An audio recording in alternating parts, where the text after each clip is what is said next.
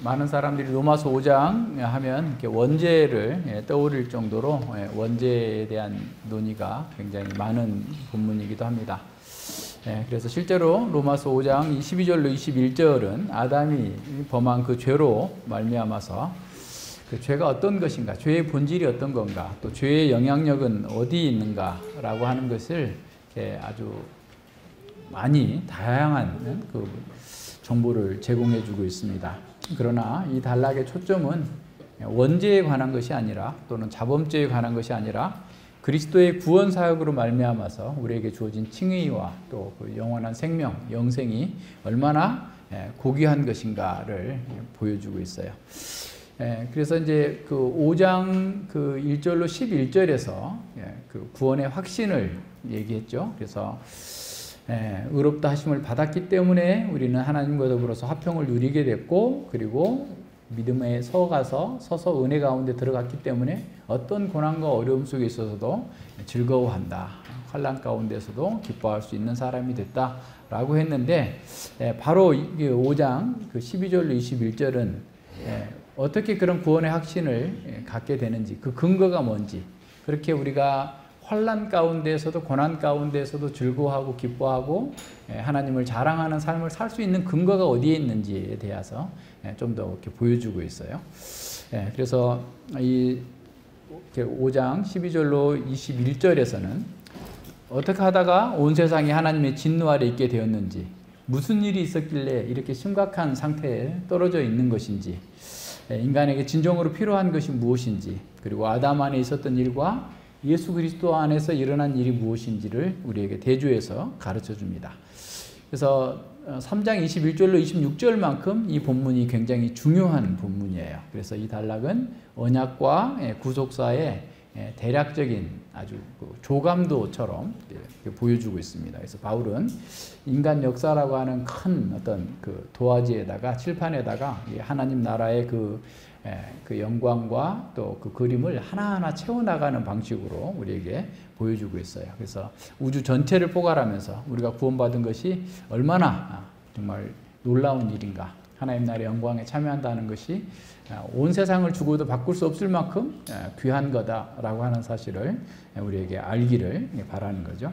그래서 아담으로 인해서 온 세상이, 온 우주가 그 피폐해져 버리는 것처럼 예수 그리스도 안에서 우리는 새롭게 갱신된다. 그래서 예수님의 어떤 구속 사역은 단지 어떤 사람들끼리만 하는 게 아니라 온 세상의 구속을 내다보게 하고, 또 우리의 구속이 얼마나 크고 놀라운 것인지를 보여주고 있는 것으로 우리에게 소개해주고 있어요. 그래서 그리스도 안에 있는 우리에게 주어진 그 영원한 생명의 능력이 이 어두운 배경 속에서 더 잘 드러날 수 있도록 가르쳐 주고 있는 겁니다. 그래서 아담과 그리스도의 모형을 가지고서 이렇게 보여주고 있는 거죠. 근데 이 모형에 대해서 너무 우리가 구체적으로 많이 들어가면 안 돼요. 모형이 제시하고자 하는 것까지만 들어가야 되지, 거기 너무 세부적인 것까지 막 하다 보면 해석하기 위해서 또 길을 잃어버리게 될 수 있어서 적절하게 가야 됩니다. 헤르만 바빙크가, 화란의 개혁신학자 바빙크가 말한 것처럼 이 원죄론은 교의학 중에서도 가장 중요하고도 가장 어려운 주제 중에 하나다라고 말했어요. 왜냐하면 그게 왜 중요하냐, 이 교리를 성경이 가르치고 있고, 그죠? 뿐만 아니라 우리가 타락한 그 인간의 상태를 이해하고, 그래서 그런 인간의 상태 속에서 우리가 어떻게 구원을 받았는가를 이해하기 위해서라도 이 원죄에 대한 이해가 이렇게 충분히 돼 있지 않으면 안 된다는 거죠. 그래서 이제 대부분 잘 이렇게 이해를 안 해요. 그러니까 이제 개혁신학자들도 보면, 뒤에다가 여기 그 표에 보면 해놨죠. 이거 보면 이 학자들도, 어떤 학자는 자기가 직접 전가로만 얘기하니까 그냥 다른 사람 얘기를 하나도 안 하고 직접 전가론 얘기만 쫙 하고 끝나고, 어떤 사람은 이제 실제론을 얘기하니까 실제론만 쫙 얘기하고 끝나고 막 이렇게 하는데, 전체로 한번 쫙 살펴볼 필요가 있어서 보시면 어렵지는 않아요. 근데 우리는 이제 우리 편에서 우리는 이제 실제론과 직접 전가, 언약적 대표론을 이렇게 어느 하나를 선택하지 않고 그 둘을 통합해서 함께 이해하는 것이 더 좋다. 저는 그렇게 봐요. 그러니까 어떤 학자는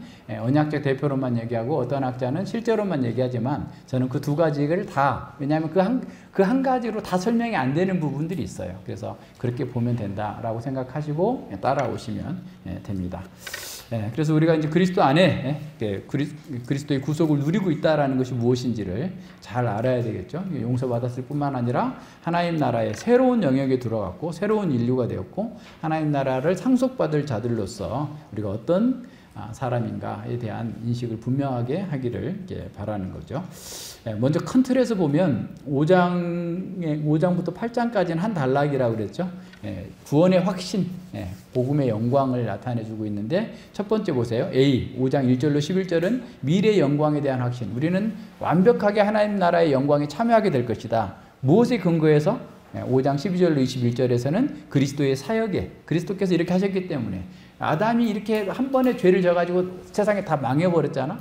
그런 것처럼 그리스도 안에서 믿는 자들에게 새로운 하나님 나라에 들어가는 것이 확실하다라고 하는 것을 보여주고 있는 확신의 근거가 그리스도의 사역이 나타나는데, 이제 6장과 7장에서는 이 확신을 방해하는 요소가 있어요.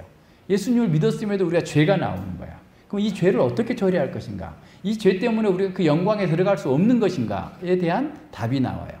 우리는 죄에 대해서 어떻게 처리를 하고 어떻게 인식하고 그걸 싸워 나갈 것인가가 6장에서 나와요. 또 7장에서는 율법의 문제가 나와요. 우리가 율법을 다 지킬 수 없다는데 그럼 어떻게 해야 되는가? 율법은 도대체 뭔가?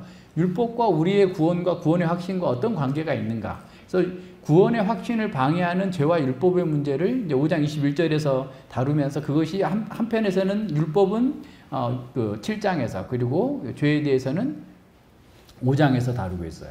그리고 이제 8장에서 또다시 이제 확신의 근거가 나와요. 어떻게? 성령께서 그리스도께서 우리를 위한 구속의 사역을 적용해 주심으로 말미암아서 우리는 완전한 구원에 이르게 될 것이다 라고 하는 것이 바로 그게 나와요. 그래서 이제 8장 18절부터 39절까지는 영광에 대한 확신, 그 어떤 피조물이라도 그리스도 안에 있는 하나님의 사랑에서 우리를 끊어낼 수 없다. 결코 그럴 수 없다. 그러니까 루저처럼 살지 말고 가슴을 펴고 고개를 들고 머리를 들라 그랬잖아요. 시편 24편에서 머리를 들어, 문드라 머리를 들라. 머리를 들고 내가 비록 아프고 가난하고 힘들고 여러 가지 내 마음에 들지 않는 것들이 가득 싸서 장애물로 내가 구원받지 못하게 막는 것처럼 보인다 할지라도 거기에 기죽지 말고 영광의 확신 가운데에서 담대하게 나아가라 라고 하는 것이 지금 이 5장부터 8장까지의 그 상황입니다. 자, 그리고 이제 조금 더 좁혀가지고 이제 5장 12절로 21절의 그 구조는 셋으로 나눌 수 있는데요. 그 아담의 범죄의 결과, 그리고 아담과 연결되어 있는, 아담과 연대되어 있는 모든 사람이 죄와 사망의 지배 아래서 실제로 살다가 죽게 됐다라는 거죠. 그러면서 아담은 오실자의 표상이고, 그리고 이제 그 한 사람 아담에만 나오고 뒤에 처음에는 그리스도가 안 나타나요. 그 이후에 이제 14절에 가서 그리스도가 나타나죠. 그래서 오늘 14절까지 하려고 그랬는데 양이 너무 많아져 가지고 오늘 12절만 하고 다음 주에 13, 14절을 이렇게 하는 방식으로 나가도록 그렇게 하겠습니다. 그래서 이제 아담과 그리스도의 비교는 이런 어떤 잘못된 오해를 제거하면서 아담의 범죄가 이 세상에 죄와 사망을 가져왔고 아담과 연대된 모든 사람들이 실제로 죄를 짓고 있고 결국 사망 가운데 지금 있다라는 사실을 선언하고 있는 거예요. 그래서 아담은 그리스도의 표상, 하나의 그 모형으로서 이제 뒤에 나올 아담과 그리스도의 모형을 이렇게 더 이렇게 잘 드러낼 수 있도록 14절에서 이미 서론 역할을 하고, 그리고 이제 구약의 인물, 사건 이런 제도를 통해서 이것이 성취하는 거. 아까 6월절이 그리스도의 십자가 사건을 성취했다고 했잖아요. 모형이었는데 성취된 것처럼 아담의 모형이 어떻게 그리스도의 모형 가운데서 성취됨으로써 그 아담이 저질러 놓은 그 부패와 또 멸망이 역전되는가, 전복되는가를 보여주고 있어요. 그래서 5장 15절로 19절에서는 본격적인 아담과 그리스도의 모형론적 비교를 통해서 아담에 견주어서 그리스도의 은혜가 얼마나 우월하고 강하고 영광스러운지를 우리에게 보여줍니다. 그래서 그리스도의 의로운 순종 행위는 아담이 초래된 죄와 죽음의 정죄의 비극적인 상황을, 비참한 그 상황을 전복시키고 모든 믿는 사람들에게 의와 생명과 구원의 새로운 은혜의 통치 시대를 가져왔다라고 하는 사실을 선언해 주고 있어요. 그래서 15절로 19절에서 아담과 그리스도의 모욕론적인 비교 속에서 아담과 그리스도의 차이점이 먼저 부각되죠. 무엇은 무엇과 같지 아니하니라는 구문이 계속 나오다가 15절 17절 지나가서 더욱이라는 말이 나오고 18절로 21절에서는 아담과 그리스도의 유사점 무엇 한 것과 같이 무엇 됐다. 무엇 하려 합니다. 이런 식으로 하면서 차이점 또 같은 점들을 비교하면서 아담 안에서 인생들이 겪게 된 그 고통과 비참함에 비해서 그리스도 안에서 얼마나 크고 놀라운 은혜가 우리에게 주어져 있는지를 보여줍니다. 그리고 20절에서 율법의 역할, 은혜의 통치. 20절에서 이제 죄가 더한 곳에 은혜가 더 넘쳤다고 나오잖아요. 그러면서 이제 그 율법이 나오죠. 그러니까 이 율법 20절을 율법은 7장에서 설명해 주고 있는 거고, 그리고 이 죄에 대해서는 6장에서 설명해 주고 있는 거예요. 이해하시겠죠?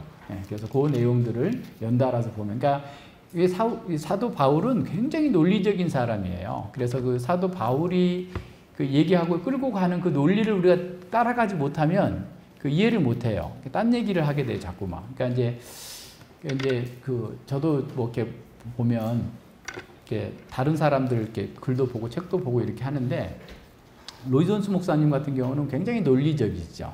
불붙는 논리, 그분의 설교는.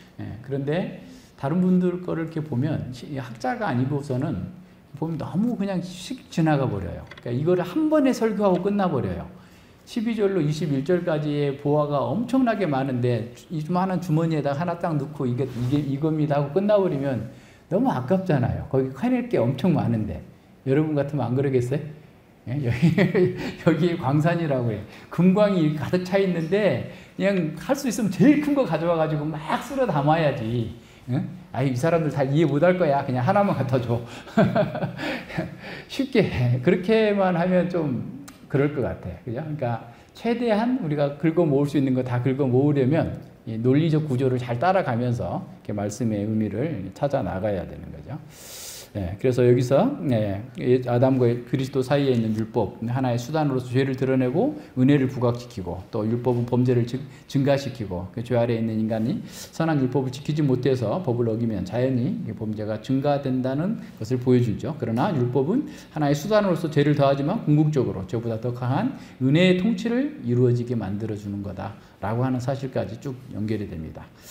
우선 여기까지 이제 전체 그 구조를 한번 봤고요. 이제 바울은 그 1장 18절 이하에서 이방인과 또 유대인의 죄에 대해서, 그래서 모든 사람들이 죄 가운데 있고 진노 아래에 있다라는 사실을 계속해서 선언하고 있었죠. 이제 5장 12절 이하에서는 한 사람, 아담을, 모든 사람을 포괄하는 대표적인 인물로 이렇게 언급하면서 모든 인류가 이렇게 큰 비극에 떨어진 원인이 어디 있느냐라고 하는 것을 보게 해주는 겁니다. 그래서 바울은 창세기 1장부터 3장까지의 창조와 타락의 기사를 회상하면서 아담의 행위가 전 인류에 어떻게 영향을 미쳤는지를 이렇게 풀어줘요. 근데 이걸 다 자세히 설명하지는 않습니다. 1세기 당시에 유대의 문헌에는 이 내용들을, 창세기 2장, 3장의 내용들을 상당히 해설적으로 기록한 문헌들이 많이 있는데, 그런 것들을 다 생략하고 그냥 딱 본인이 지금 하고자 하는 내용만 가져다 쓰는데, 그 이유는 뭐냐면 아마 로마 교회 성도들이 그 정도는 다 알고 있다라는 전제가 있었기 때문에 그런 거예요. 그러니까 그렇기 때문에 그 일일이 다 설명하지 않고 그 얘기만 해도 다 알아듣는, 그죠? 그러니까 우리는 예를 들어서 탄핵이라는 말만 하면 얼마나 이 사회가 시끄럽고 혼란스러울지를 다 그냥 느끼잖아요. 그런 것처럼 아담으로 말미암은 죄, 한 사람으로 말미암아 죄가 들어오고, 그러면 이 그 독자들은 이미 창세기 2장, 3장 이후에 그 혼란스러운 상황들을 이 말에 다 담겨져 있다라고 하는 것을 전제하면서 받아들였을 거예요. 그렇기 때문에 자세하게 설명은 하지 않습니다. 그래서 창세기의 언약과 타락의 사건들을 다 전제하고 있기 때문에, 그래서 창조 언약 가운데에서 복을 누리고 있던 사람들이 어쩌다가 이렇게 범죄하게 됐는지, 그 결과가 어떻게 된 건지, 그리고 그 사망의 결과가 모든 사람에게 이르렀다고 하는데 그것이 왜 그러는 건지에 대해서 지금 얘기하고자 하는 겁니다. 그래서 우리가 궁금해하는 원죄가 어떻게 아담이 졌는데 우리도 졌는가? 이런 것에 대해서 자세히 설명을 안 해줘요. 해줬으면 좋았을 텐데. 그랬으면 우리가 좀 더 쉬웠을 텐데 그 얘기는 안 하고 있어요. 그래서 이제 우리가 이제 4가지 설명을 하지만 그 4가지 설명 중에서 가장 성경적이고 우리의 경험상 또 맞는 부분들을 이렇게 받는 거죠. 그래서 그렇지 않는 것들은 이렇게 내버리는 거고. 그래서 이제 그 고린도전서 15장 21절로 22절에서도 사망이 사람으로 말미암았으니 죽은 자의 부활도 사람으로 말미암는도다. 아담 안에서 모든 사람이 죽은 것 같이 그리스도 안에서 모든 사람이 삶을 얻으리라 라고 선언하고 있습니다. 자, 죄와 죽음에 관한 측면에서 모든 인류는 아담 안에 포함되어 있었고 미래의 부활과 생명의 측면에서는 모든 믿는 자들이 그리스도 안에 포함되어 있는 둘로 대조해서 보여주고 있는 거죠. 그래서 인류의 첫사람 아담을 통해서 세상에 죄가 들어왔어요. 근데 여기서 우리가 주의해야 될 것은 이 죄라는 것을 어떤 행위로서의 죄를 얘기하고 있는 게 아니고 하나의 세력으로서의 죄를 얘기하고 있어요. 이게 굉장히 중요한 포인트입니다. 그러니까 동일한 단어가 써져 있어도 그 단어가 문맥에서 어떻게 표현되고 있는가라는 것들을 잘 생각해 봐야 됩니다. 이 하마르티아라고 하는 그 헬라어가 사용되고 있는데요. 이 신약 성경에서 하마르티아라는 단어가 173번 나타나는데 그 중에 3분의 1 정도가 바울 서신에서 나타나요. 64번이 나타납니다. 근데 그 바울 서신 가운데서 로마서에서만 48번 나타나요. 그런데 더 놀라운 것은 로마서에서 하마르티아라는 그 단어가 4분의 3, 다시 말하면 48번 중에 46번이 1장에서 8장 사이에 나타나요. 그 뒤에는 2번밖에 안 나타나요. 굉장히 집중적으로 사용되고 있는 거죠.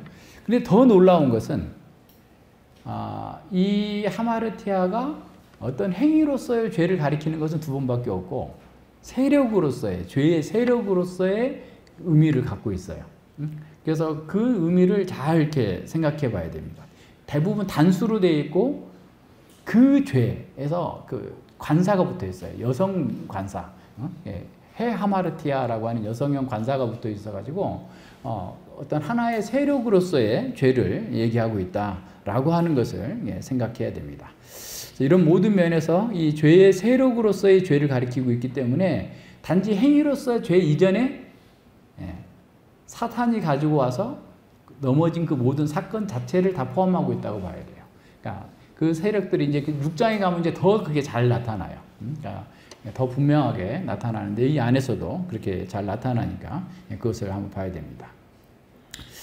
그래서 그 아담이 우리는 잘 알고 있죠. 창세기를 그래서 공부 안 해놓으신 분들은 반드시 해야 됩니다. 그러니까 창세기 3장이 우리가 6번 공부했다고 그랬는데 6번이면 최소 9시간 설교한 거예요. 창세기 3장만 우리가 9시간 설교했으니까 9시간 설교한 거를 한 3번 이상은 공부해야 될 거예요, 아마. 그죠? 그래서 왜 그렇게 해야 되냐면 어떤 현상이 나타났을 때 창세기 3장의 말씀으로 해석이 돼야 돼요. 왜 저 상사가 저렇게 행동을 하지? 인간이 타락해서 이러이러했기 때문에. 왜 내 동생이 언니가 저렇게 막 저 일에 올인하고 있지? 저 무화과나무 하나 더 덧붙이는 거구나. 하나님을 떠나버린 그 상태에서 그 문제를 해결하기 위해서 자력으로 그 문제를 해결하기 위해서 뭔가 자기가 하고자 하는 것을 하지만 결과적으로 저건 해결이 안 되는데 라고 하는 것, 그런 방식으로 해석이 돼야 돼요. 나 자신도 그렇고 이웃도 그렇고 다른 사람에 대해서, 세상에 대해서도. 그래야만 비로소 말씀에 근거해서 우리가 살아갈 수 있는 능력이 생기는 거예요. 그냥 머릿속으로는 알고 실제 삶은 아무 상관이 없이 해석이 안 되면 그거 다시 공부하셔야 돼요. 될 때까지 공부해야 돼요. 계속 그렇게 될 때까지. 그래서 사실은 우리가 장로님들이 신방할 때 그게 되고 있는지를 사실 따져 물어보는 거예요. 그렇게 해석하고 있는가? 그걸 좀 잘 이렇게 누리고 있는가? 이거를 이렇게 보는 거거든요. 그래서 여기서 죄라고 말하는 것은 어떤 면에서 하나님을 이렇게 대적하고자 하는 사탄의 거짓말 속에서 인간이 행한 그 언약의 법을 반역한 것, 하나님을 대적한 것, 그것뿐만 아니라 하나의 세력으로서 지금 우리가 거기에 넘어가 있다라는 것을 봐야 됩니다. 그래서 인격체로서 이 죄가 지금 이렇게 작용하고 있다. 그래서 7장에서도 율법을 통해서 우리 안에서 탐심을 일으키고 거짓말을 믿게 하고 그래서 속이고 죽게 만들었다라고 얘기하고 있어요. 그래서 죄의 세력인, 악한 죄의 세력인 그 죄가 인간을 종으로 부려서 왕으로 군림하고 있고 인간들을 지배하고 있다라는 사실들이 여기서 나오는 아주 중요한 포인트입니다. 그래서 그 죄가 들어온 경위를 우리가 창세기 3장 대략 그래도 한 번 더 본다면 사탄의 유혹이 있었죠. 사탄의 유혹은 뭘로 시작했어요? 그냥 아무 근거 없이 시작된 게 아니에요. 하나님의 말씀을, 언약을 근거로, 계시를 근거로 해서 정말 그렇게 말씀하시더냐? 라고 시작하죠. 그죠? 그런데 그 결과적으로는 인간의 욕망을 자극하는 거예요. 네가 하나님처럼 됐으면 얼마나 멋있을까? 네가 모든 걸 다 누린다 할지라도 하나님의 통제를 받는다면 너는 아무것도 아니야. 이런 식으로 하나님의 은혜는 최대한으로 축소해버리고 하나님께서 주시는 어떻게 보면 그가 복을 누릴 수 있도록 만들어준 그 제한은 최대한으로 확대해가지고 자신들이 갖고 있는 게 아무것도 아닌 것처럼 보이게 만들므로써 범죄로 이끌어 간 겁니다. 그래서 이런 사탄의 그 범죄의 그 유혹에 넘어가지 않으려면 일단 계시의 말씀을 잘 알아야 돼요. 하나님 말씀을 알아야 돼요. 예수님께서 광야에서 사탄을 이긴 것이 다 기록되었으되 기록되었으되 기록되었으되예요. 하나님의 말씀으로 이기는 거예요. 말씀에 대한 계시에 대한 완전한 이해가 있어야 사탄이 무슨 얘기를 해도 그걸 듣지 않지. 그죠? 목사님들이, 교인들이 너무 착해가지고 사기를 많이 당해. 응? 어렵다고 하면 막 다 이렇게 해주는 거예요. 근데 그거 가지고 몇 년 동안 고생해. 뭐 분별이 안 되는 거죠. 그러니까 착하고 지혜로워야 돼요. 지혜롭고 착해야 돼요. 그죠? 그걸 잘 분별할 수 있어야 됩니다. 그러니까 이런 것들을 이렇게 보지 못하면 우리는 넘어가게 되는 거죠. 그리고 하나님처럼 그 되려고 하는 그런 욕망에 굴복해서 죄를 짓게 되죠. 죄를 짓고 나니까 진짜 하나님처럼 됐어요. 뭐가? 지 마음대로 살고자 하는 게 된 거예요. 근데 그게 저주인 거예요. 자기 마음대로 사는 게 저주예요. 하나님의 법을 떠나버렸기 때문에 하나님의 안식으로부터 추방당하는 거예요. 그리고 자기 자신에 대한 수치심이 있었어요. 생기게 된 거예요. 전에는 가장 아름답고 가장 영광스럽고 가장 복되고 가장 강하고 진선미가 흘러넘치는 그런 인격과 아름다움을 가지고 있었는데 이제는 무엇으로 가리지 않고서는 견딜 수 없는 수치심이 찾아온 거예요. 그럼 그런 수치심이 왔을 때 그 문제를 해결하기 위해서 하나님께 나가야 될 거 아니에요. 하나님께 범죄한 거니까. 하나님의 언약을 범한 거니까. 하나님을 대적한 거니까 잘못했습니다 하고 꿇어 엎드려서 나가야 되는데 숨어버리는 거예요. 하나님께로 피해버리는 거예요. 자기가 무화과나무 잎을 만들어서 자력구원의 노력을 하는 거죠. 공부를 하고 돈을 벌고 뭔가를 더 열심히 많이 해가지고 스스로 구원의 길을 만들겠다 하고 나가는 게 그 모습이 그대로 다 거기 나타나는 거예요. 그리고 하나님을 두려워서 피하여 숨는 거예요. 하나님 앞에 나아갈 수 없는 거죠. 그래서 죄를 지면 두려움이 생겨요. 그 죄는 늘 오염과 흔적을 남기고 그리고 책임을 전가하죠. 죄의 책임을 서로 떠넘겨요. 하나님께 떠넘기고 아내에게 떠넘기고 사탄에게 떠넘기면서 사랑이 식어버리고 그래서 인간은 죽었어요. 사망이 왔어요. 여기도 이렇게 보면은 주석가들도 보면 뭐 다 의견이 각각이야. 뭐 사망이 육체적인 사망이다, 영적인 사망이다, 막 이렇게 써놓는데 총체적인 사망이에요. 총체적인 사망, 그죠? 영적 사망, 육신 사망, 영혼 사망을 다 포함하고 있는 총체적인 사망이 온 거예요. 그래서 영적으로 죽어있는 삶의 실상이 얼마나 고달프고 우리가 지금 살고 있잖아요. 그냥 고달퍼 그냥 힘들게 사는 거예요. 그리고 돈이 좀 있으면 모아지면 이제 뭐 하나 그 쓰러 다니느라고 또 고달퍼, 그죠? 돈 쓰러 다니다가 빨리 죽기도 하고 늘 그와 같은 방식으로 고달픈 삶을 살고 있는 거죠. 그리고 피조물들이 다 썩어 있기 때문에 내가 수고하고 노동하지 않으면 먹고 살 수 없는 환경으로 바뀌었어요. 그리고 선악을 알게 돼서 뭐가 자기가 이 세상의 중심인 거야. 어디에 있어도 자기가 있으면 자기가 있는 곳이 세상의 중심이에요. 자기만 추구하고 자기 영광을 추구하고 그런데 사탄의 종이 되었고 죄의 종이 되어가지고 자유의지를 상실해서 하나님 앞에서 선한 일을 하나도 할 수 없는 그런 죄의 종살이 하고 있는 그런 삶을 사는 거죠. 그래서 인생의 목적을 잃어버렸어요. 그냥 이 땅에서 잘 먹고 잘 사는 것이 인생의 목적인 거야. 그냥 무엇인가를 뭐든 열심히 하긴 하는데 그로 인해서는 진정한 만족을 누리지 못하는 상태가 되어버린 거죠. 육체의 만족과 쾌락이 인생의 목표인 것처럼 그렇게 사는 것이 지금 모든 사람들이 그렇게 살고 있는 거잖아요. 죄의 결과예요. 우리 눈앞에 다 보고 있잖아요. 이게 그렇지 않았었다면 이런 일이 없었을 텐데 이럴 수밖에 없고 이 세상 종결이 올 때까지 예수님 안 믿는 사람들은 계속해서 그와 같은 방식으로 그렇게 살 거예요. 그런데 문제는 뭐예요? 우리도 그렇게 살아야 되느냐라는 거예요. 우리도.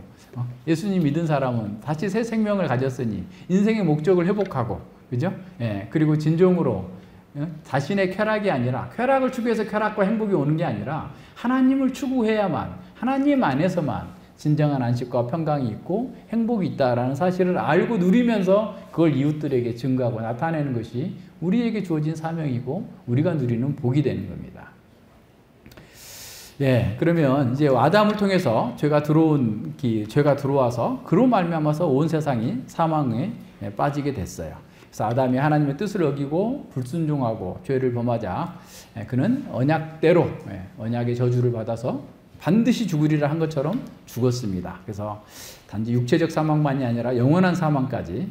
그래서 우리는 지금 현재 육신 사망, 그러니까 영적 사망을 당한 사람들은 그렇기 때문에 영적인 그 상태가 혼란해가지고 하나님을 분별하지 못하는 거예요. 하나님의 말씀을 깨달을 수도 없는 거예요.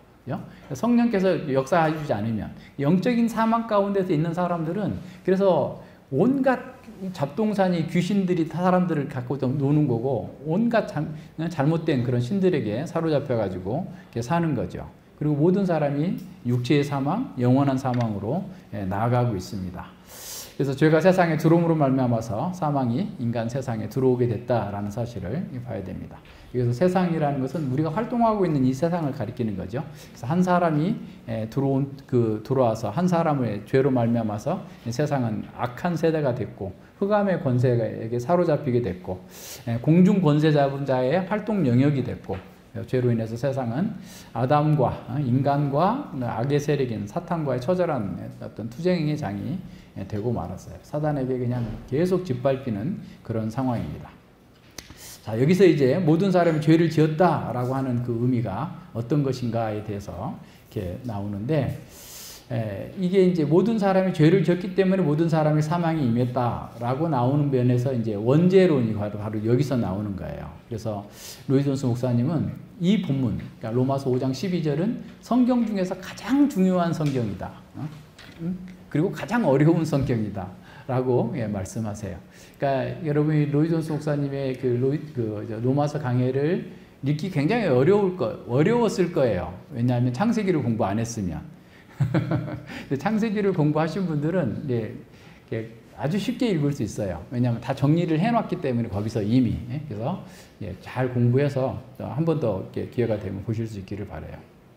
그래서 가장 중요하면서도 또 가장 어려운 그 해석이다라는 거예요. 로이 존스 목사님은 이 12절은 신학적 입장에서 볼 때 전체 성경 중에서 가장 중요한 구절에 속한다라고 말씀하셨어요. 그럼 이걸 어떻게 해석할 것인가? 우리는 성경을 해석해 주는 원리를 따라서 성경이 가는 데까지 가고 멈추는 데서 멈추는 방향으로 이렇게 해야 되죠. 그래서 아까 바빙크가 말한 것처럼 교육학 중에서 가장 중요하지만 또 가장 어려운 주제가 이 원죄론입니다. 원죄론은 우리가 아담의 죄가 우리에게 미친 결과가 어떤 건지, 어떻게 그렇게 미치게 된 건지를 설명해 주는 거죠. 그래서 아담의 죄로 인해서 모든 인간은 이제 죄의 상태로 태어나게 돼요. 죄 있는 상태로. 그리고 죽어 있는 상태로 태어난 겁니다. 원죄는 그 죄책과 죄의 오염을 다 얘기하고 있어요. 그러니까 원죄를 얘기할 때는 죄책이 뭐죠?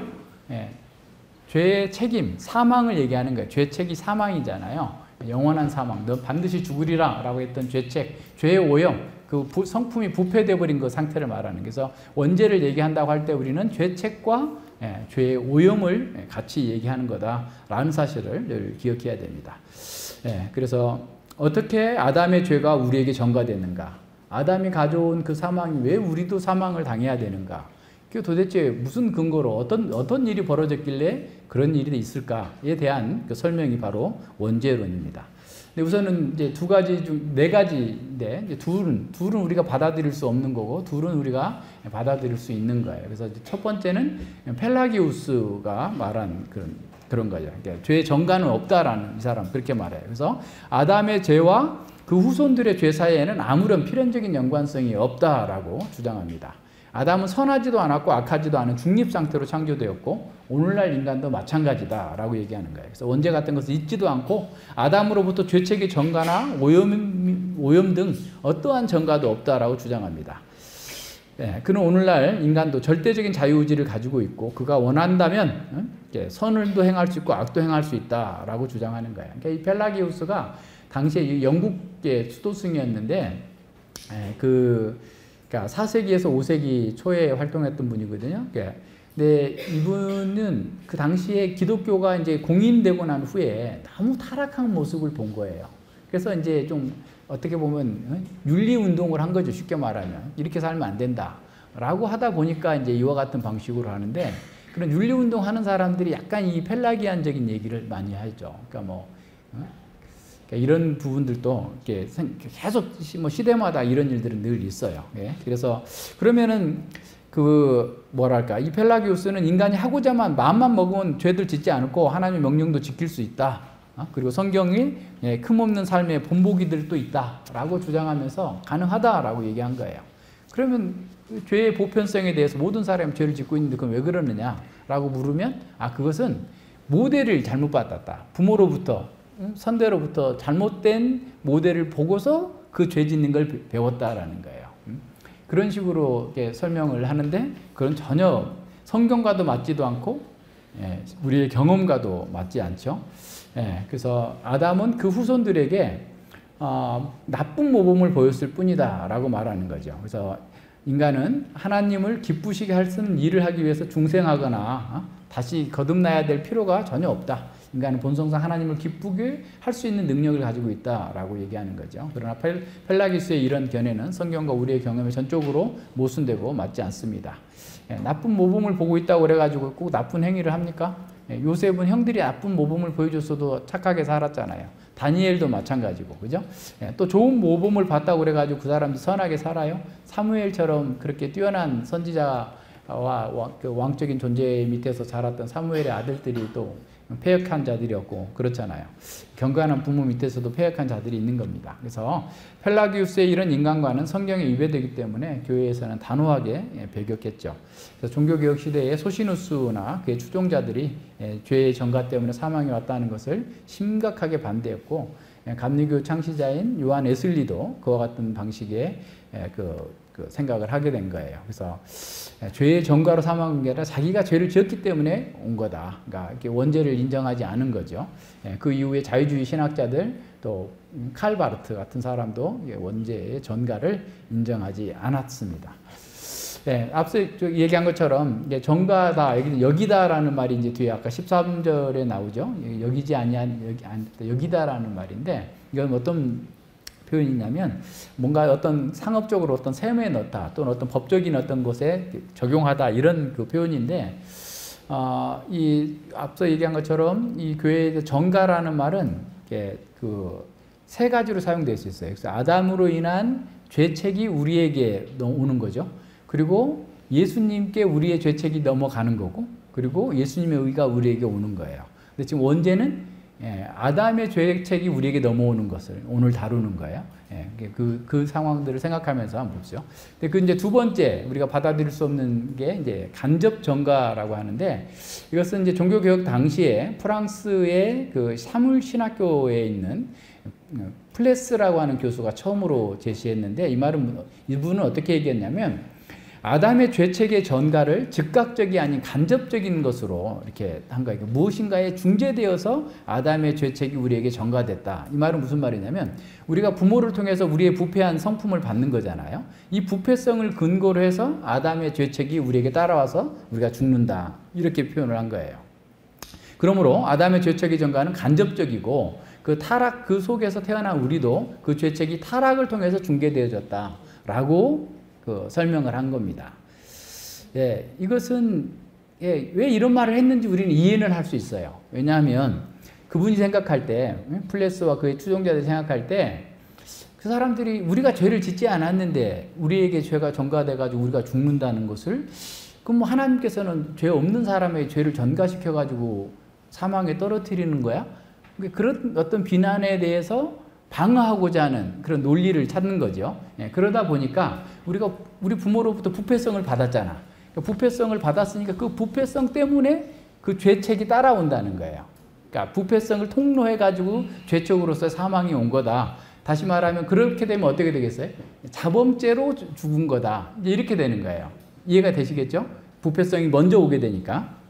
네, 그 말에 이제 그렇게 했기 때문에 어떤 면에서 잘못된 거예요. 그래서 이건 이제 1675년에 프랑스에서 아니 스위스에서 스위스 신앙 고백서를 뭐랄까 확정했던 벨베티카 신조에서 이건 잘못됐다. 부적격 판정을 내린 거예요. 그런데 그 이후에 수많은 영국과 프랑스, 스위스의 학자들이 이러한 견해를 받아들였어요.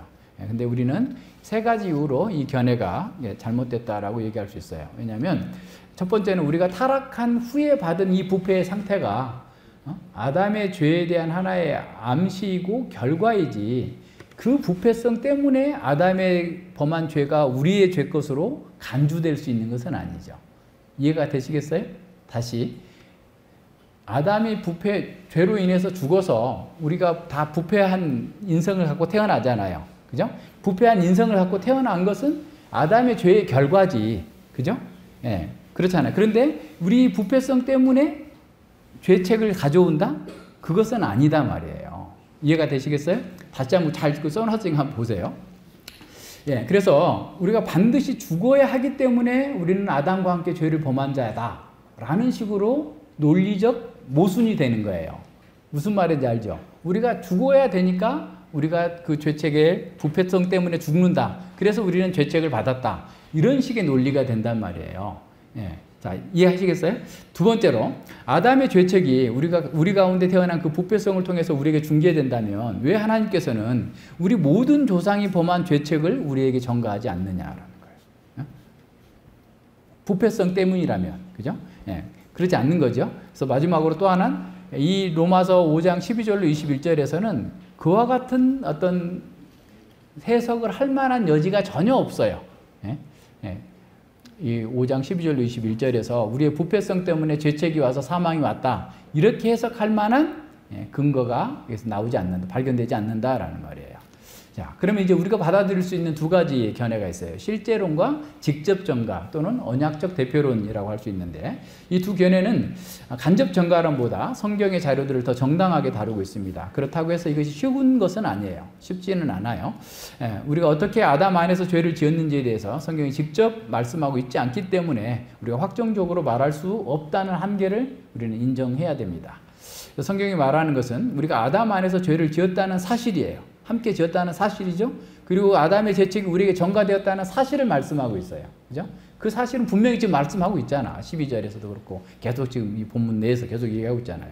더 나아가서 우리가 그렇게 아담처럼 행동하면 안 된다는 것도 여기 포함되죠. 함의되어 있는 거죠. 아담이 그렇게 범죄했으니까 너희들도 똑같이 하면 된다. 이게 아니고 하지 말라. 라는 것까지는 포함되어 있어요. 이 본문 자체에서.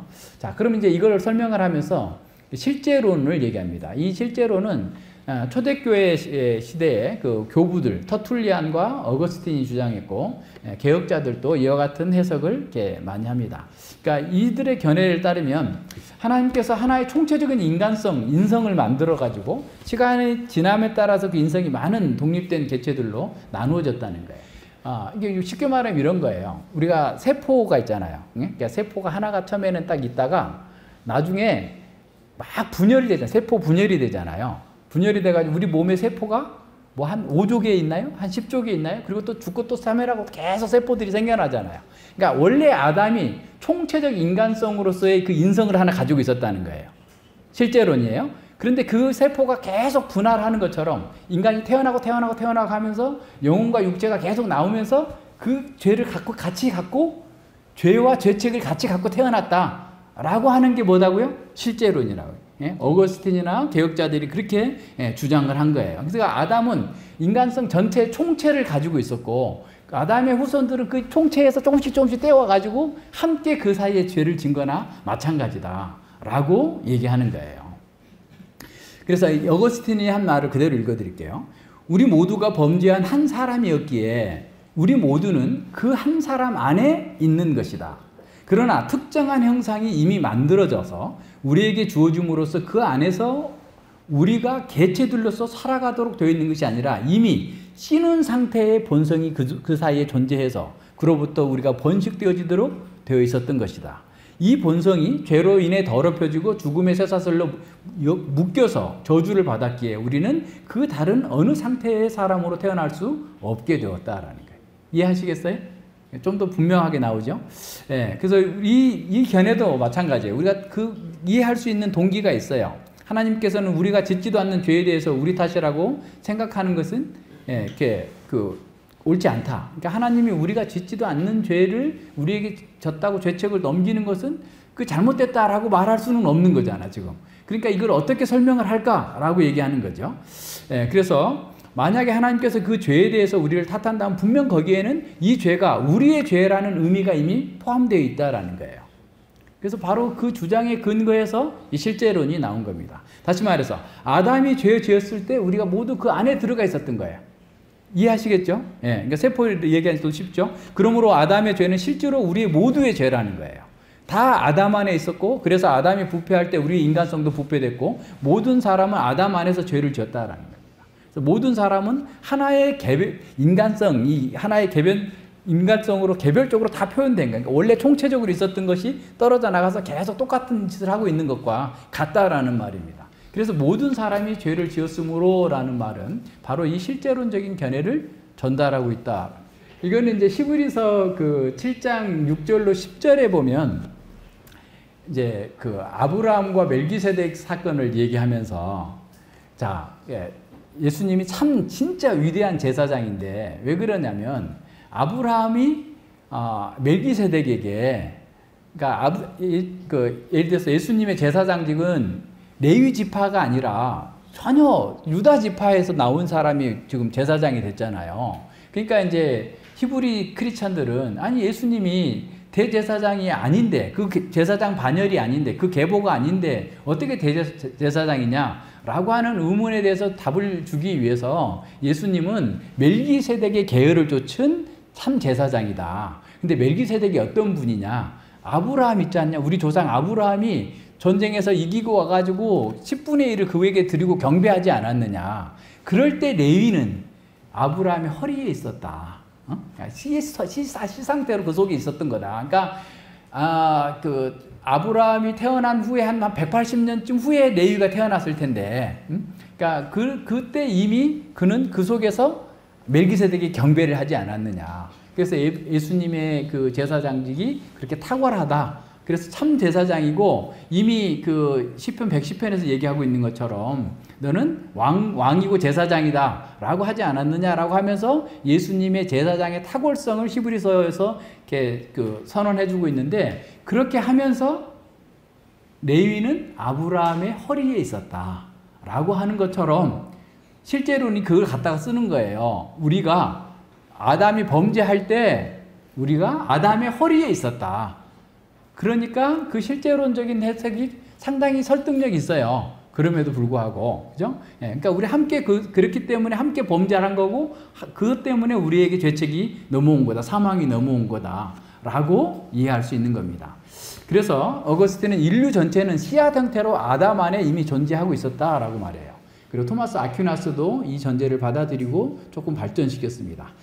그런데 여기서도 다 이렇게 명쾌하지는 않아요. 그러니까 이게 막 세포 분열처럼 우리 인간의 영혼이 막 상태가 막 이렇게 분열돼가지고 나갈 수 있을까에 대한 것들도 생각해 볼 수도 있는 거고, 또 하나는 이렇게 조상과 같은 그런 인간성, 인성을 우리가 가지고 있었다면 왜 그때는 또 의식이 없었을까? 뭐 이런 생각도 해볼 수도 있고, 그리고 그러면 예수님도 그 조상의 그런 것을 물려받았는가? 그래서 우리가 이제 뒤에 가서 보겠지만 보통 생육법으로서는 그 죄를 다 죄책을 받아들이는 거죠. 근데 예수님은 성령으로 잉태되신 거잖아요. 그렇게 해서 그게 안 됐고, 그리고 이제 이 로마서 5장에서의 이 대표 원리를 꼭 이와 같은 방식으로 얘기하고 있는가라고 볼 때는 꼭 그렇지만은 않다. 왜냐하면 그것이 그렇게 만약에 아까 유추와 모형과 원형의 그 관계를 본다면 아담에게 있었던 그런 모형이 우리도 그럼 그리스도의 허리에 있었나? 이렇게 얘기하기는 또 쉽지 않은 얘기죠. 그죠? 그러니까 어쨌든 이 실제론이 굉장히 설명을 잘 해주고 있기는 하나 그거 가지고 완전하지는 않다. 라는 것은 일단 받아들여야 돼요. 그래서 그건 우리가 받아들여야 돼요. 그래서 이제 우리는 아담과 그리스도 사이의 유사점이 전부가 아니다. 그러니까 그것만이 딱 떨어지는 것은 아니다라는 거죠. 그러니까 아담의 머리됨과 그리스도의 머리됨 사이에는 중요한 차이점이 있음을 우리는 기억해야 됩니다. 그러니까 아담으로부터는 모든 나쁜 것이 다 왔지만 그리스도께로부터는 모든 좋은 것들을 물려받는다는 의미에서 뿐만 아니라 그 방식에 있어서도 그 비슷한 차이점들도 함께 있다는 사실을 기억해야 됩니다. 그러니까 우리는 그리스도의 허리에 있었던 건 아니고 아담의 허리 속에 있었던 거고, 아담이 범죄했을 때 그의 허리에 있었기 때문에 어떤 의미에서 우리도 아담과 함께 범죄를 했고, 그렇기 때문에 아담과의 관계로 인해서 하나님께서 우리를 죄인으로 취급하고 실제로 우리가 죄를 짓고 있기 때문에 아담과 같은 죄를 짓고 있어요, 사실은.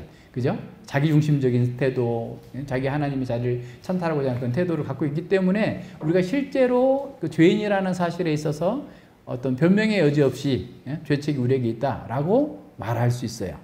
그러나 이런 경우에 있어서, 그리스도의 경우에 있어서 그의 의가 우리에게 전가되어서 우리가 하나님께서 우리를 죄가 없는 것처럼, 그러니까 죄를 결코 범하지 않은 자처럼, 그리스도께서 우리를 순종하신 것처럼 우리가 완전히 순종한 사람으로 우리를 여겨주시는 거죠. 그래서 그리스도 안에서 우리의 의가 마치 우리의 자신의 의인 것처럼 우리에게도 주어지고 또 우리가 새 삶을 얻는 거야. 그러니까 사실은 아담에게서 주어져 있는 그런 실제론적인 설명도 그리스도 안에서 우리에게 주어지는 그 설명을 다 담아낼 수는 없어요. 그 한계임을 우리는 인정해야 돼요. 다 이해가 돼요, 여러분? 내 죄가 그리스도께로 다 넘어갔고 그리스도의 의가 나한테 왔고 그래서 내 그리스도의 생명 가운데서 살고 있다는 걸 다 이해 못하잖아요. 여기 전자파가 엄청 돌아다니고 어떻게 해서 전자파가 와가지고 나한테 삥 물리는지 몰라도 우리는 울리는 걸 누리고 있잖아요. 그죠? 이해가 돼요? 우리가 다 이해 못하는 것도 우리는 쓰고 있는 것처럼 우리가 하나님의 말씀으로 계시해 주신 진리를 다 이해 못해도 우리는 그 안에서 복을 누리고 있고 살고 있는 거예요. 그러니까 그런 방식으로 이걸 이해하면 돼요. 그래서 조금 더 이제 보완할 수 있는 게 바로 직접 전가설이에요. 그게 어떤 거냐면 언약적 대표론입니다. 아담의 죄책의 전가가 그 어떤 것에 의해서 우리에게 중재되어진 것이 아니라 그 죄책은 즉각적으로 직접적으로 주어졌다라고 하는 거예요. 이것은 칼빈 선생님과 그 개혁신학자들이 얘기하고 있어요. 헤르만 바벤크, 메이첸, 또 존 머레이, 볼코프, 또 이런 분들이, 안토니 후쿠마 이런 분들이 이렇게 주장을 합니다. 이 직접 전가를 주장하는 분들은 아담의 후손들에 대한 아담은 그의 후손들의 관계에서 이중적인 관계가 있다고 그러는 거예요. 그러니까 육체의 조상일 뿐만 아니라 언약의 대표로서의 언약적 조상으로서 있다라고 하는 것을 주장하는 거예요. 그래서 아담이 범죄했을 때 그는 우리의 대표자로서 죄를 범했다라는 거예요. 그래서 우리 모두가 다 그 죄책에 연루되었고 그 죄로부터 나온 저주와 다 관련지어지게 되어 있다라는 거예요. 그래서 우리는 이런 죄책과 저주의 연관성을 전가라고 부를 수 있는 겁니다. 그래서 하나님은 아담의 첫 범죄의 죄책을 우리에게 전가하십니다. 이 전가는 우리가 타고난 그 부패성 때문에 중개되는 것이 아니라 직접적이고 비중개적이다 라는 말이에요. 벌써 죄책이 들어와 있는 거예요. 이미 우리 사망이 함께 와 있는 겁니다. 따라서 우리가 아담의 죄책에 연루되었다는 암시로 또는 그 결과로 인간의 타락의 상태로 이미 태어난 거죠. 이게 태어날 때부터 우리는 죄책을 지고 태어난 거예요. 부패된 것도 마찬가지고. 그래서 이 타락, 오염과 부패가 우리 부모들을 통해서 우리에게 다 전가됩니다. 그래서 우리가 아담의 죄에 연루되어지고 동일한 죄를 지은 것으로 판정됨과 동시에 반드시 그 죄를 뒤따르는 변질이 당연히 있을 수밖에 없는 거죠. 그래서 우리는 이 타락성이 부모로부터 자녀들이 어떻게 전가되는지는 다 이해할 수 없어요. 이 유전의 법칙 과정에서 어떤 설명을 해도 그것이 딱 100% 딱 들어맞고 그러진 않아요. 그런데 이제 이 직접 전가설에 대해서 반대 이론들이 있어요. 반대 이론은 뭐냐면 신명기 그 24장 16절에서 아비가 포도를 먹었다고 해서 자식이 이가 시다. 그러니까 아비의 잘못으로 자녀를 심판하지 말라. 에스겔서에도 그 2번씩이나 그런 내용이 나오거든요. 그러니까 이제 에스겔서의 독자들은, 청중들은 무슨 생각을 했냐면, 우리 조상들이 범죄해가지고 우리가 이 바벨론 땅에 잡혀와가지고 고생하고 있어. 우리는 깨끗한데 우리 조상들 때문이야. 이렇게 얘기를 하고 있어요. 그럴 때 하나님께서 결코 그렇지 않다. 각각의 니들 죄 때문에 고난받는 거다. 벌받는 거다. 라고 얘기를 하는 거예요. 그러면은 아까 아담의 죄가 직접 우리에게 전가된다면 조상들의 죄도 직접 전가되는 게 아닌가 라고 할 때 그럼 어떻게 이해해야 되냐면 대통령이 자기 임기 중에 우리나라를 대표했어요. 그때 한 것은 우리나라의 전체에 다 모든 영향을 미쳐. 그때 외교 관계를 했거나 무슨 뭘 조약을 체결했거나 이때는 다 된 거야. 근데 지금 책방이나 하고 무슨 저기 뭐 고추나 키우고 있으면서 그 사람이 무슨 행동을 해도 우리한테 아무 영향이 없어. 무슨 말인지 알겠죠? 언약의 대표로서 한 행동만이 우리에게 영향을 미치는 거예요. 이해가 됐어요? 예. 그러니까 그렇게 이해하면 직접 전가론이 훨씬 더 가까운 거예요. 그래서 더 개혁신학자들이 이 직접 전가론에 더 많은 갖고 있어요. 그러나 여기도 약간의 그 약점들이 있어요. 다 우리가 이해할 수 없는 부분이 있다고 그랬잖아요. 예, 그래서 이런 모든 면에 대해서 한 번 더 잘 이렇게 살펴보시면 됩니다. 그래서 모든 인간은 아담 안에서 하나님과 언약 관계에 있어요. 그래서 아담이 잘하든 못하든 그것은 다 우리의 관계에 있는 거죠. 우리와의 관계 속에서 있기 때문에 아담이 잘한 것든 못한 것든 우리는 그 영향을 다 받아요. 그래서 웨스트민스터 대요리 문답 22문답에서 언약의 관점에서 죄의 전가를 이렇게 다룹니다. 아담 모든 인류의 대표자로서 언약을 맺었으므로 그 언약은 아담 자신에게만 해당되는 것이 아니고 그의 후손에게도 해당됩니다. 그러므로 통상적인 생식법으로 난 모든 인류가 아담 안에서 죄를 범하였으며 그 첫 범죄 안에서 그와 함께 타락하였습니다. 26문답에서는 원죄는 우리의 첫 조상으로부터 후손에게 자연적인 출생으로 전가됩니다. 그래서 이 방법으로 그들에게 나게 되는 모든 자손들이 죄 가운데서 잉태되고 탄생하는 것입니다. 라고 얘기하는 거예요. 그러니까 언약적 대표론, 직접 전가론으로서 우리에게 가르쳐주고 있는 겁니다. 자, 그러면 보세요. 의로우신 하나님께서 다른 사람의 죄로 인해서 나를 정죄하는 것이 또 정당한가? 우리는 또 계속 묻는 거예요. 근데 하나님께서는 인류를 한 족속으로 만드셨다고 그랬죠? 한 혈통으로 만드셨다고 그랬어요. 그리고 아담은 유기적인 인류의 공동체, 육신적으로도 그렇고 언약적으로도 대표자였어요. 그래서 예를 들어서 우리나라 축구 대표팀이 지면 우리나라가 진 거지. 그죠? 축구 대표팀만 지고 우리는 안 졌어요? 그런 게 아니잖아요. 왕이 전쟁에 나가서 싸웠는데 왕만 지고 우리는 안 졌어요? 다 같이 지는 거예요. 그런 면에서 똑같이 지는 겁니다. 그러나 아담의 최초의 죄만이 모든 사람을 대표해서 행하진 그런 행위이기 때문에 아까 대통령 비유한 것처럼 대통령이 재임할 때, 대표로 있을 때 그 죄가 우리에게 죄적으로 다가오고 그리고 우리 똑같은 죄를 짓고 있어요. 아담과 다른 죄를 짓고 있는 게 아니에요. 똑같은 죄를 짓고 있어요. 그래서 창세기 3장을 공부하셔야 되는 거예요. 진짜로 똑같은 죄를 짓고 있나 다른 죄를 짓고 있는지는 공부해봐야지 아는 거죠. 그래서 아담과 우리는 아담이 범죄한 첫 번째 죄 때문에 원죄, 그 죄책과 부패를 오염을 가지고 태어났고 이 원죄로 말미암아서 자범죄들을 계속해서 범할 수밖에 없는 겁니다. 그래서 우리가 수용할 수 있는 이 견해가 실제론과 직접 전가론, 언약적 대표론이라고 해요. 그래서 어느 하나만 선택하지 말고 우리는 좀 더 두 가지를 다 이렇게 종합적으로 이해하는 거예요. 둘 다 성경적인 근거도 있고 설득도 있고 하니까 그렇게 가면 됩니다. 그래서 이제 다시 설명하면 아까 실제로는 어거스틴을 비롯해서 이런 우리의 하나의 큰 인간성 속에서 독립된 개체들이 나왔기 때문에 함께 아담과 함께 범죄한 거다라고 얘기했고 앞서 히브리서 7장에 얘기하고 있는 것처럼 아담의 허리에 있었다. 그러니까 아브라함의 허리에 있었던 레위를 얘기하는 것처럼 아담의 허리에 있었던 우리였다라고 하는 것으로 이렇게 보면 되고요. 그 다음에 직접 전가의 견해로서는 그러니까 어떻게 보면 이중적인 관계, 우리의 육체의 조상일 뿐만 아니라 언약의 조상, 언약의 대표였기 때문에 그가 한 것은 다 우리에게 해당되는 거고 그의 행동은 곧 우리의 행동이다 라고 하는 것을 그대로 이렇게 받아들이는 겁니다. 그래서 이 전가는 우리의 어떤 부패성 때문에 중개되는 것, 간접 전가 이런 것이 아니고 직접적이고 비중개적으로 우리에게 와 있다라는 겁니다.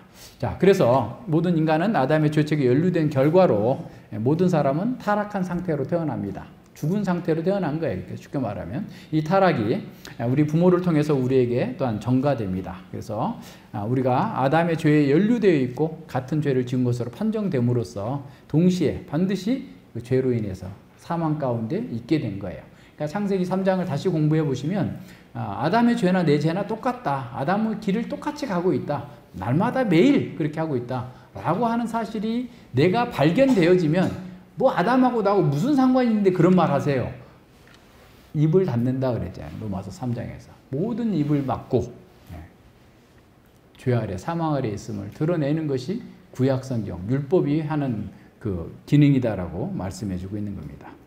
그래서 우리는 아담의 그 죄의 연대적 관계에 놓이기 때문에 타락한 상태로 태어났다라는 사실을 기억해야 돼. 그래서 이제 이 그 12절 마지막에 모든 사람이 죄를 지었기 때문에 사망이 왔다. 모든 사람이 죄를 지었다. 이 죄는 무슨 죄예요?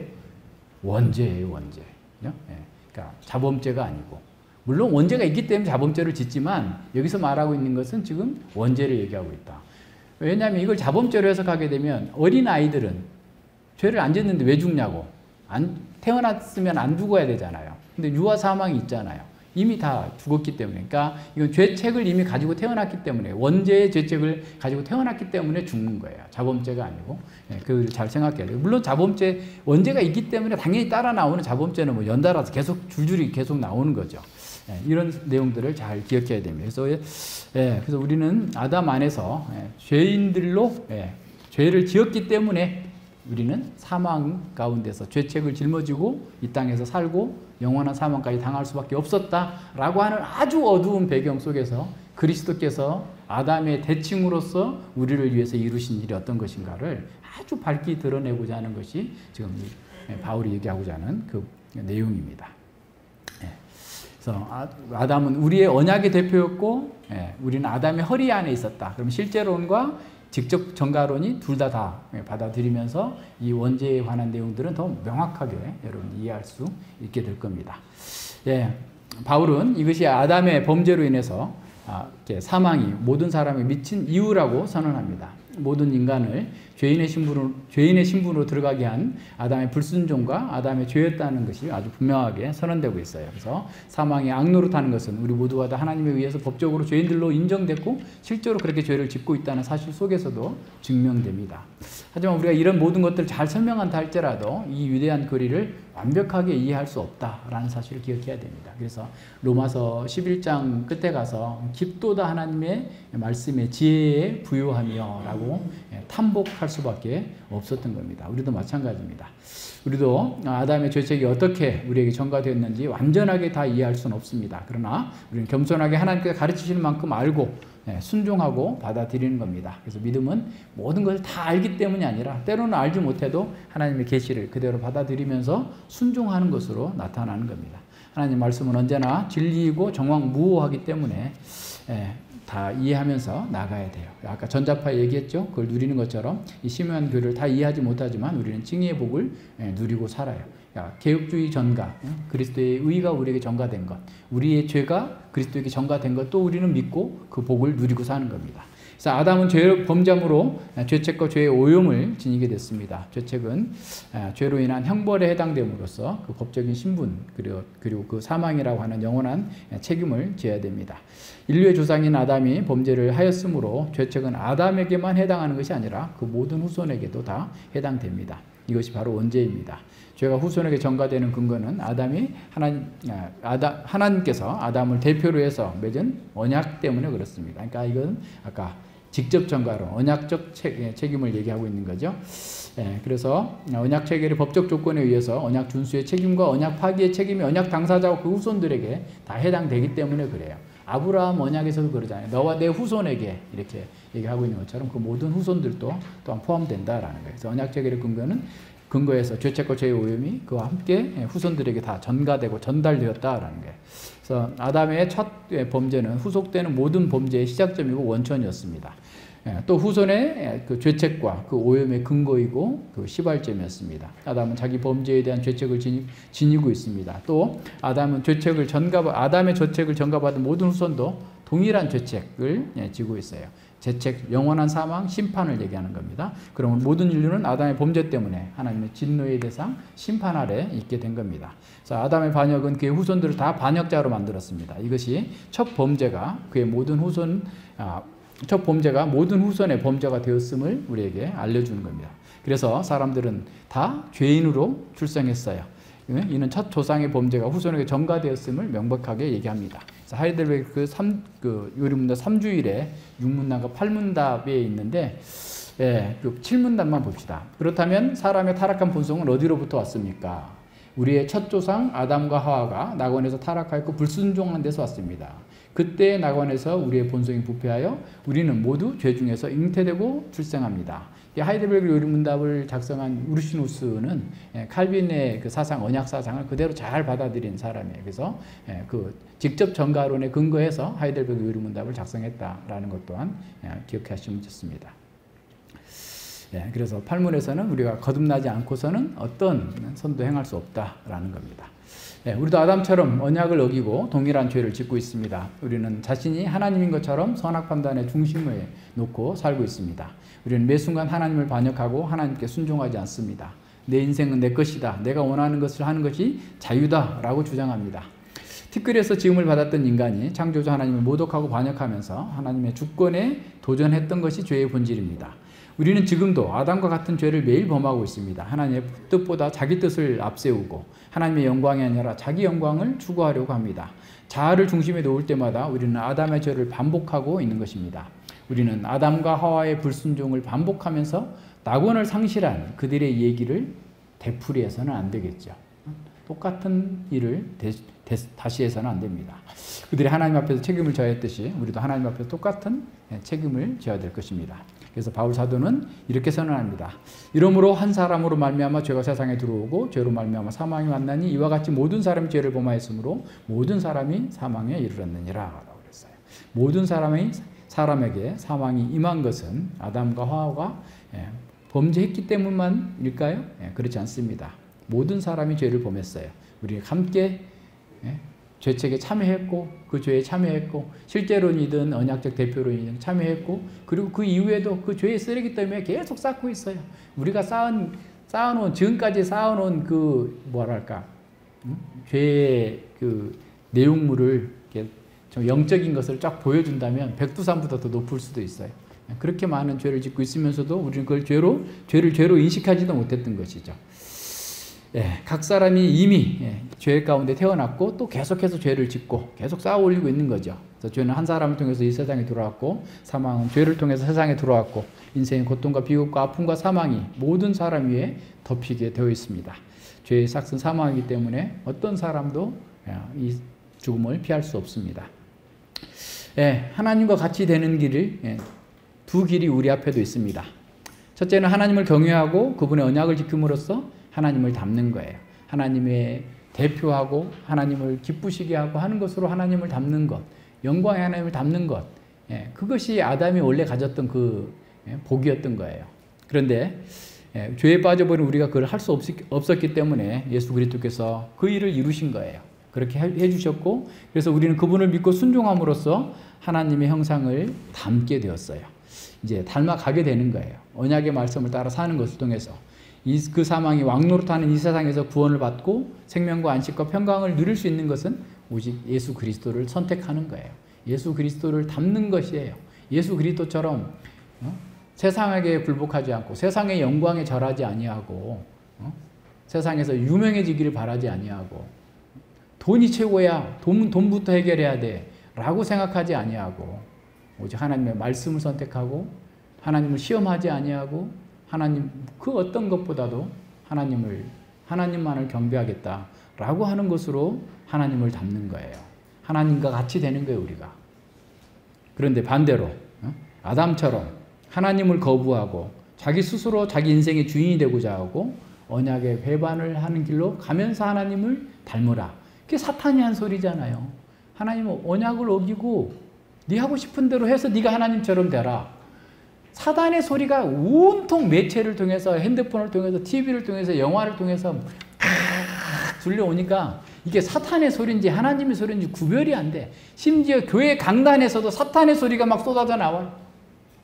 잘 믿었더니 복받았다. 뭐 했다 맨날 이런 세상 얘기만 하고 있는 거예요. 하나님이 되고자 하지만 그것은 영원한 사망으로 불구덩이에 휘발유통 들고 뛰어가는 거나 마찬가지다는 사실을 기억해야 됩니다. 불순종과 죄는 오염을 남깁니다. 남기고 결국 영원한 사망으로 끌고 갑니다. 이 길은 창세기 3장의 얘기를 반복함으로써 죄악의 굴레에서 벗어나지 못하게 합니다. 명확하게 보고 선택해야 되죠. 어떻게 할 것인가? 주님께서 우리에게 지금 바울 사도는 이런 상태로 있지 말고 주께서 열어놓으신 그 영광의 길로 나오라. 그것이 우리가 얼마나 복된 사람인가를 보여주는 거다. 복을 누리게 해주시는 거다. 라고 가르쳐주고 있습니다. 기도하겠습니다. 하나님 아버지 감사를 드립니다. 주님께서 우리에게 계시의 말씀을 통해서 우리가 어쩌다가 이렇게 되었고 또 그 결과가 어떠하며 참으로 그 과정 속에서 우리가 얼마나 비참하게 고통을 당할 수밖에 없었는지를 보여주셨습니다. 이렇게 어두움 속에서 참으로 캄캄한 앞길을 어디가 향방을 알지 못하고 달려가던 그런 인생들을 주께서 저희들을 부르셔서 예수 그리스도 가운데에서 그 빛으로 비춰주셔서 우리가 아담과 함께 범죄했던 그 죄책과 사망과 오염으로부터 우리를 건져내시기 위하여서 그리스도께서 우리의 죄악과 우리의 그 죄책을 다 짊어지시고 십자가에서 못 박혀 죽으시고 또 그리스도께서 이루신 그 아름다운 의를 우리에게 옷으로 입혀주심으로 말미암아서 우리가 이제는 죄 없는 자처럼 하나님께 나와서 예배하고 찬양하고 참으로 주를 경외하면서 새로운 생명의 길로 나아갈 수 있도록 이끌어 주셔서 감사를 드립니다. 우리 앞에 있는 이 두 가지 길을 명확하게 보고 바르게 선택하여서 주님께는 영광이 되고 우리 자신과 우리 이웃들에게는 평강의 복음으로 참으로 더욱더 큰 복과 자유와 안식을 누릴 수 있도록 이끌어 주시옵소서. 감사드리오며 예수님 이름으로 기도드립니다. 아멘.